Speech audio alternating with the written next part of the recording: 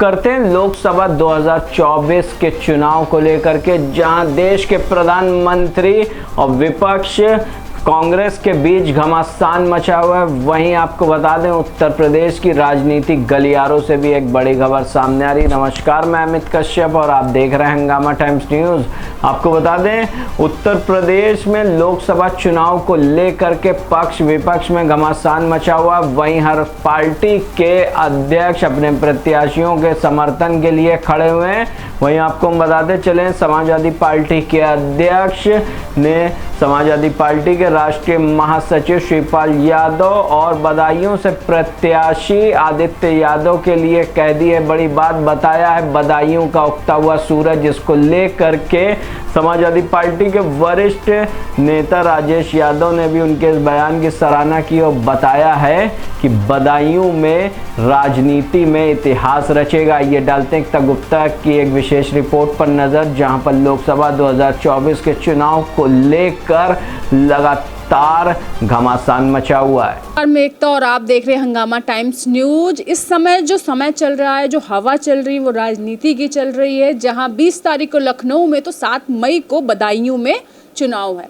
बदायूं बहुत बड़ी सीट मानी जाती है शिवपाल के लिए, तो शिवपाल यादव के लिए तो वो सीट मायने रखती है। इस बार और मायने रखेगी क्योंकि उनके बेटे वहां से खड़े हो रहे हैं, लड़ रहे हैं।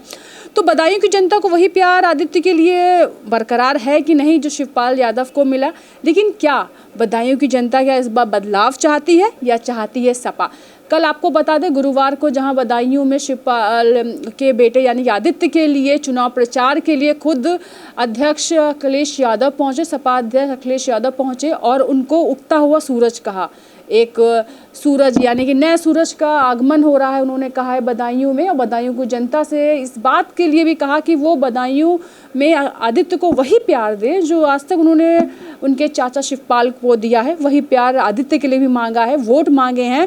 तो आज हमारे साथ सपा के वरिष्ठ नेता राजेश यादव जी हैं, उनसे जानेंगे इस बार बदायूं में 7 मई को चुनाव है, बहुत नज़दीक है वो डेट।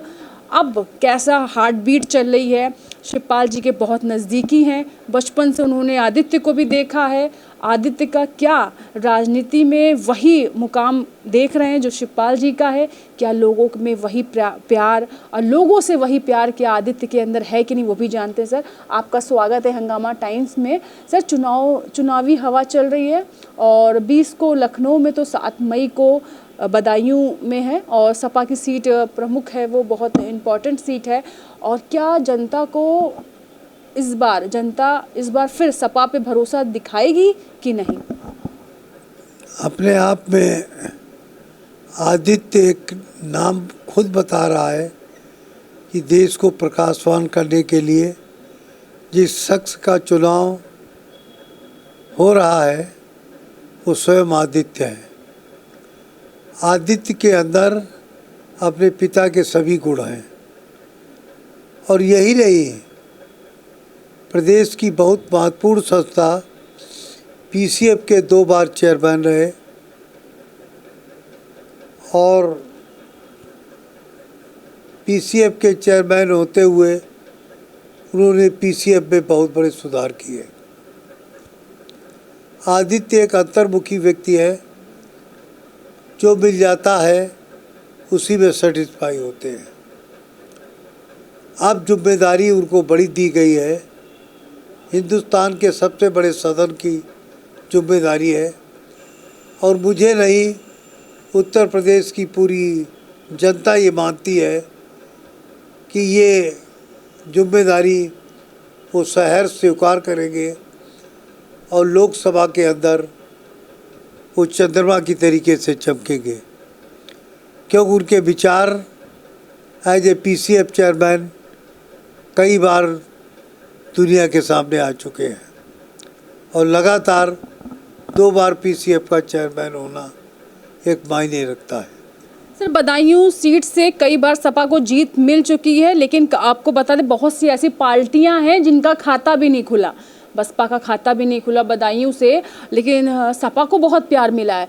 सर तो क्या बदायूं की जनता इस बार फिर वही तो प्यार देगी?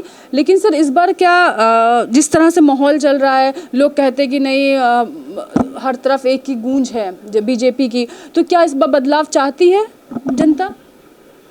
देखिए, बदायूं का इतिहास है, शांति देवी यादव लगातार वहाँ से मेंबर ऑफ पार्लियामेंट रही है और उनके परिवार के लोग भी एमपी रहे हैं। बदायूं एक ऐसा क्षेत्र है जो क्रांतिकारी है और किसान प्रधान देश, किसान बेल्ट है वो, तो किसान की आह जो है वहाँ पर दिखाई पड़ती है। महेंद्र सिंह टिकैत की छाया भी है वहाँ पे, तो किसान आंदोलन की इस भूमि को हम प्रणाम करते हैं और मुझे पूरा उम्मीद है टिकैत का पूरा परिवार तथा तमाम पार्टियों को छोड़कर बहुत से लोग हमारे प्रत्याशी को आशीर्वाद देने वहाँ पहुँच रहे हैं। हम बात करेंगे आपके प्रत्याशी यानी कि आदित्य यादव की। सर, बचपन से जानते हैं राजनीति में उन्होंने अपने पिता से आप जो उनके मतलब मैं कहूँ कि चाचा शिवपाल जी की, तो उनसे लोगों ने बहुत कुछ सीखा, तो आपको लगता है पिता की परछाई हैं वो? बिल्कुल परछाई हैं। बचपन का एक वाकया याद है, वो सफ़ेद कलर को पुताई कलर कहते थे और जब अपनी मम्मी से मांगते थे शर्ट पहनने के लिए तो कहते थे वो पुताई कलर वाली शर्ट हमको दो।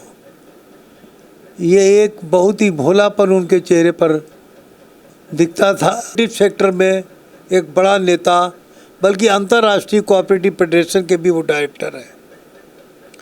एक बहुत बड़े नेता बनकर उभरे हैं और बहुत ही मृदुभाषी है और सबके साथ बड़े प्यार से मिलना और सबको सम्मान देना, ये आदित्य की वही परिभाषा है जो माननीय हमारे राजनीतिक गुरु शिवपाल सिंह यादव की है। सर, एक आखिरी सवाल है कि जब चुनाव में हम खड़े यानी कि चाचा जी खड़े होते हैं तो हार्ट बीट जो होती तो होती है, लेकिन जब आपका बेटा यानी कि अपना कोई बच्चा खड़ा होता है तो एक पिता के नाते, एक राजनीतिक गुरु के नाते थोड़ा बदलाव आ जाता है, तो चिंता हो जाती है। तो इस बार आपके शिवपाल जी से बात हुई होगी, तो क्या लग रहा है इस बार ज़्यादा डर लगता है? जब वो खुद खड़े होते हैं तो कम लगता है, इस बार बेटा खड़ा हुआ तो हार्ट बीट थोड़ा सा अप है?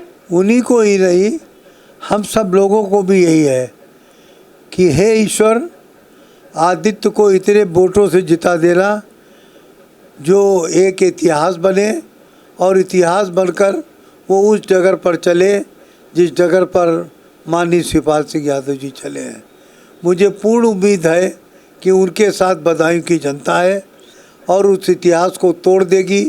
एक रिकॉर्ड मतों से वो विजयी बनेंगे और एक रिकॉर्ड बनाएंगे। अखिलेश जी ने सही कहा है कि वो सही मायने में एक बहुत ही अच्छे नेता हैं आदित्य जी, तो आदित्य जी इस बात को सिद्ध करेंगे कि वो सही नेता है। यानी कि जो विपक्ष कह रहा है कि जो राम को लाए हैं अब हम उनको लाएंगे, यानी कि उनका कहना है कि इस बार जो राम मंदिर बना है उससे उनको जीत में बहुत आसानी होगी। सर, तो आपको कैसा लग रहा है जान के कि जो राम को लाए हैं तो क्या जनता उनको लेकर आएगी दोबारा? जो राम को लाए हैं, लाने में नीयत देखी जाती है। हम राम को मानते नहीं है, लेकिन राम का कमर्शलाइज करते हैं तो भगवान राम भी रूठ जाते हैं। भगवान राम रोम रोम में रहते हैं, उनको पूरा विश्व मानता है, इसलिए उनका कमर्शलाइजेशन करना बिल्कुल गलत है। तो ये थे हमारे साथ वरिष्ठ नेता सपा वरिष्ठ राजेश यादव, जिन्होंने बताया आदित्य उगता हुआ सूरज है। अखिलेश यादव ने अगर उनके ऊपर भरोसा जताया है तो भरोसे पे खरे उतरेंगे और सपा वो सीट पूर्ण बहुमत से जीतेगी और इस बार फिर एक रिकॉर्ड बनेगा जहां आदित्य को उस रिकॉर्ड को बनाना है और सबकी उम्मीदें, सबका प्यार उनके साथ है और जनता से ये सर ने ये भी कहा है कि वो भर भर के प्यार दे, भर भर के वोट दें और आप वोट देने ज़रूर जाएं। जी सर। आदित्य पर आशीर्वादों की कई महात्माओं ने उनको आशीर्वाद दिया है। आदरणीय प्रोफेसर राम गोपाल यादव जी ने आशीर्वाद दिया है, अखिलेश जी ने तो कल ही आशीर्वाद दिया है और शिवपाल जो शिव के अवतार हैं, उनके वो बेटे हैं, तो आप समझ लीजिए उन पर हर तरीके का आशीर्वाद की वर्षा, चाहे वो नौजवान हो और चाहे हमारी महिलाएं हों और चाहे हमारे बुजुर्ग हैं, सबका आशीर्वाद उनके ऊपर है। आदित्य एक बहुत बड़े नेता बनकर उभरेंगे।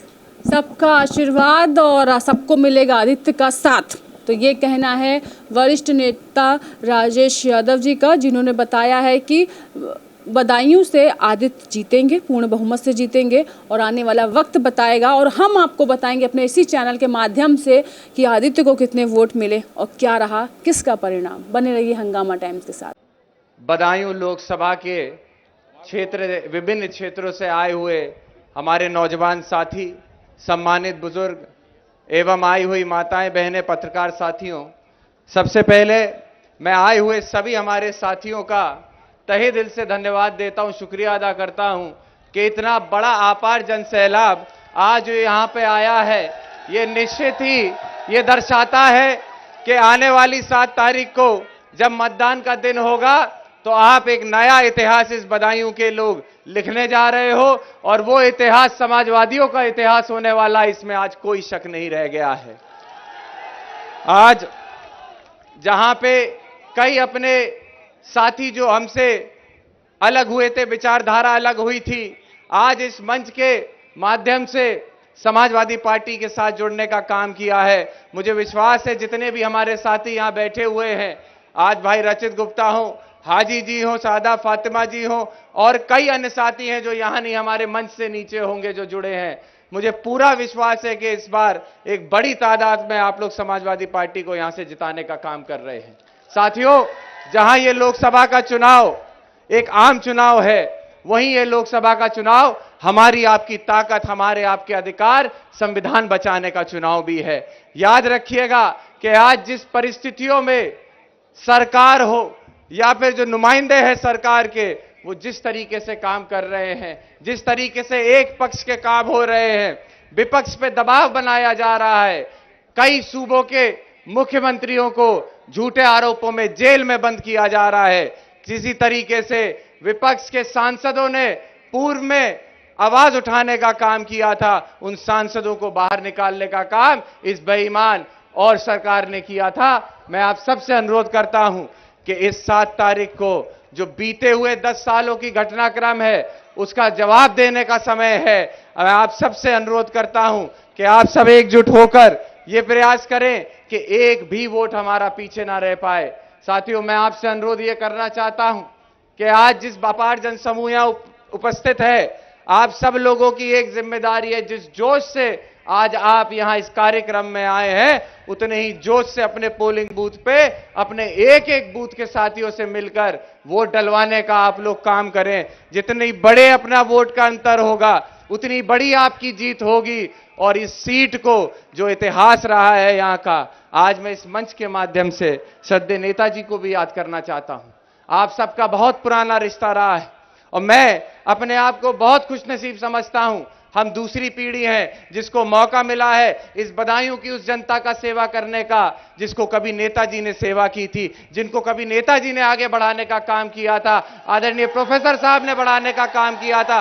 भाई धर्मेंद्र यादव को आपने एक नहीं 2-2 बार सांसद बनाया और मुझे खुशी है ये कहते हुए कि केंद्र में जब समाजवादी की सरकार थी तो जो हजारों करोड़ की योजनाएं आपने बदायूं में देने का काम किया राष्ट्रीय अध्यक्ष जी, आज वही योजनाएं यहां पर दिखाई देती हैं। अन्य कोई काम इन 5 सालों में भारतीय जनता पार्टी की सरकार ने नहीं कर पाया है। मुझे खुशी है कहते हुए कि आज जब मैं जनता के बीच जाता हूं तो मैं अपनी जातिगत आधार पर वोट नहीं मांगता हूं, मैं अपने नेता और अपनी पार्टी के किए हुए कार्यों पे, किए हुए विकास कामों पे वोट मांगने का काम करता हूं। मैं फख्र से कह सकता हूं हम उस पार्टी से आते हैं जो आगे विकास की राजनीति करने का काम करती है, नौजवानों को आगे बढ़ाने का काम करती है, किसानों के हक की लड़ाई करने का काम करती है। हमें याद है कि जब जब नेताजी सरकार में रहे, चाहे आदरणीय अखिलेश यादव जी सरकार में रहे हो, पहली योजना जब भी नेताजी ने शुरू की थी वो किसानों के कर्ज माफी की योजना शुरू की थी। आज जिस सरकार जो भारतीय जनता पार्टी लगातार डबल इंजन की सरकार बताती है, मुझे दुख होता है कि वादा आपने किसानों की कर्ज माफी का किया था, लेकिन जब कर्ज माफ हुए तो माफ उन पूंजीपतियों के हुए, किसान का एक पैसे फूटी कौड़ी का कर्ज इन लोगों ने माफ नहीं किया था। उपस्थित यहां पे सभी में साथियों से आप सबसे अनुरोध करना चाहता हूं, यहां बैठे हमारे सभी सम्मानित नेता हैं, पूर्व सांसद सलीम इकबाल शिरवानी साहब, भाई आबिद रजा साहब, आशीष जी, ये सब संगठन लगा हुआ है, प्रयास कर रहे हैं एक एक वोट हमारा पोलिंग बूथ तक पहुंचे। आज इस अपार जनसमूह के लिए मैं धन्यवाद दूंगा आबिद भाई का भी कि लगातार हमारे से कंधे से कंधा मिला के जो आपने काम किया है। इतिहास गवाह है कि इस बार बदायूं सदर सीट से एक नया इतिहास समाजवादी पार्टी लिखने जा रहा है। मैं आपका धन्यवाद देता हूं। अंत में एक बात बस कह के अपनी बात खत्म करूंगा, जो कि आज हमारे नेता को हम आप सुनने आए हैं। मैंने कोशिश की है हर गांव तक पहुंचने की, लेकिन संभव नहीं हुआ है। लेकिन आज इस मंच से वादा करके जाता हूं, आप हमारे हाथों को मजबूत करना। चुनाव खत्म होगा उसके बाद भी जो ये कारवां हमने शुरू किया है गांव गांव तक पहुंचने का, इस कारवां को आगे बढ़ा के जो गांव जो लोग हमारे रह गए हैं उन तक हम पहुंचने का काम करेंगे, ये वादा आपसे करता हूं। अंत में आप सबको याद दिलाना चाहूंगा, याद रखिएगा 2 से 3 दिन का समय बस बचा है। इन 2 से 3 दिन में मतदान होगा। हमें पूरी चौकसी रखते हुए एक एक वोट अपना डलवाना है। हमें कोशिश करनी है कि कोई भी हमारा वोट पीछे ना रहने पाए। कई सारा वोट हमारा बदायूं के बाहर काम कर रहा है। आपकी जिम्मेदारी ये भी है कि वो बाहर जो हमारे साथी काम कर रहे हैं उनको यहां बुला के वोट डलवाने का भी आप काम करें। याद रखिएगा 2019 में जब चुनाव हुआ था, भाई धर्मेंद्र यादव जी को आपने भारी मतों से जिताने का काम किया, लेकिन भारतीय जनता पार्टी की सरकार ने उनको बेईमानी से हराने का काम किया था। हमें याद है, मैं अध्यक्ष जी, राष्ट्रीय अध्यक्ष जी को बताना चाहता हूं कि जब उस समय भाई धर्मेंद्र यादव चुनाव लड़ रहे थे तो प्रशासन ने जो हेरफेर की थी उसमें उन लोगों ने कहा था कि एक तोता घुस गया था स्ट्रांग रूम में, उस तोते की वजह से कहीं ना कहीं बेईमानी हुई। तो मैं आप उपस्थित जनसमूह से अनुरोध करता हूं, अब की जहां तोते की बात ना आने पाए, इतना वोट समाजवादी पार्टी को देना कि इनके तोते उड़ाने का काम आप लोग करिएगा। आए हुए सभी हमारे सम्मानित साथियों का एक बार पुनः मैं धन्यवाद देता हूं और यही आग्रह करता हूं कि आपके लिए मैं एक नौजवान साथी हूं, कईयों के लिए मैं उनके बेटे की तरह, भतीजे की तरह हूं। मेरे आप हाथ मजबूत करने का काम करें। चुनाव चिन्ह साइकिल और समाजवादी पार्टी को वोट देकर 7 तारीख को भारी बहुमत से हमें जिताने का काम करें। अपने आशीर्वाद के रूप में अपना वोट देने का काम करें। मैं भरोसा दिलाता हूं आपके साथ हर मुमकिन मौके पे, हर खुशी और गम के मौके पे आपके साथ खड़े होकर आपकी हक की लड़ाई लड़ने का मैं काम करूंगा। एक बार पुनः इतनी गर्मी में, इतनी तपती धूप में आप सब ने आज यहां आके ये साबित कर दिया है कि जब 4 तारीख को परिणाम आएंगे तो जो 5 तारीख का सवेरा होगा वो नेताजी की याद में समाजवादियों का सवेरा होने जा रहा है। आप सभी लोगों का एक बार पुनः बहुत बहुत आभार, बहुत बहुत धन्यवाद। जय भारत, जय समाजवाद। बहुत बहुत धन्यवाद, बहुत बहुत धन्यवाद हमारे आदित्य यादव जी, जो आज दिल की आवाज आप लोगों तक अपनी पहुंचा रहे थे। अब मैं हार वालों से जो राष्ट्रीय अध्यक्ष जी का माला अर्पण करेंगे, मैं उन लोगों से